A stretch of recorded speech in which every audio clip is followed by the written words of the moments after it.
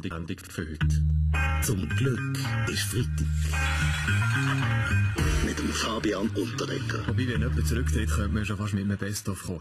Develin Wittmerschlumpf tritt nicht mehr an zur Bundesratswahl am 9. Dezember. Eben, sie hat ja am Mittwoch den Rücktritt gegeben. Das heisst, es ist ein Bundesratssitz frei und jetzt... Wer rückt nachher?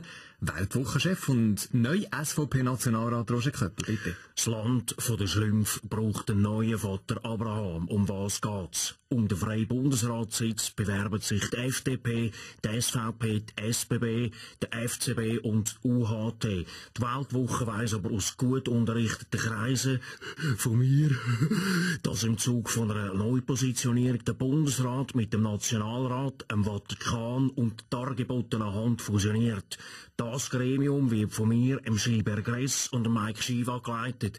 Die gesparten Mittel investieren wir dann vollumfänglich in eine zweite, dritte, vierte und auch fünfte Gotthardröhre. Was für ein Plan. Alter SVP-Nationalrat Christoph Mörgeli. Man muss jetzt unterdessen ja den alt sagen, oder? Als Abgewählter.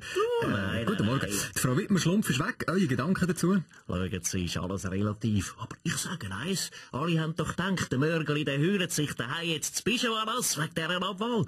Ich sage Ihnen aber eins, ich bin der nächste Bundesrat. Jawohl, nicht anders als der Bundesrat. Ja, gut, ihr seid ja jetzt nicht mehr im Parlament dabei. Solche wilden Kandidaten, die können es schon schaffen, aber die haben es immer schwer.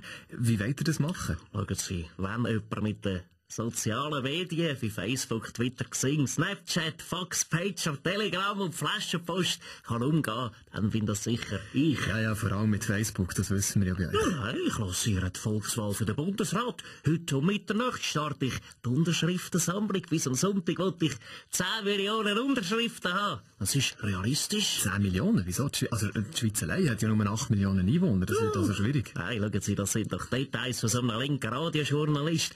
Schweizer Volk, wo mich, auch der Wilhelm Tell, hat mir zuerst ausgelacht. Aber ich komme und dann kommt mein Gesicht auf den Fünfleiber, auf den Schockgitarre, auf Sackmesser, auf jede Seilbahn und jedes Schale. Bleiben wir doch am Boden. Nein. Jetzt reden x Experten darüber, wie die Bundesratswahlen rauskommen. Jeder hat eine Meinung. Darum frage ich einen, der sich mit Prognosen wirklich auskennt in unserer Freitagsrunde. Das ist der SRF-Meteomann Felix Blumer.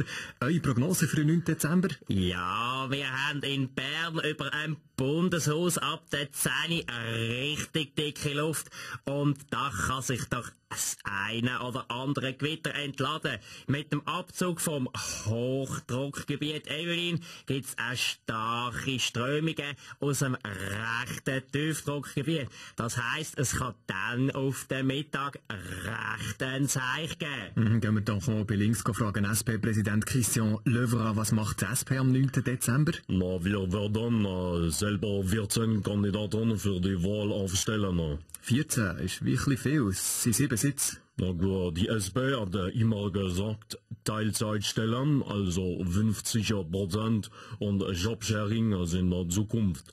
Auch sollen die Neubundesräte im Homeoffice arbeiten können. Homeoffice ist eine gute Sache, aber ich weiss nicht, ob jetzt beim Bundesrat, ich meine zum Beispiel Staatspsych, wie soll denn das gehen? Ja, ist auch umweltgünstiger mit Skype. Und dann kann man als Vater dabei auch gleich noch dem Baby die Windeln wechseln. Zum Glück ist Freitag. Mit dem Fabian Unterdecker.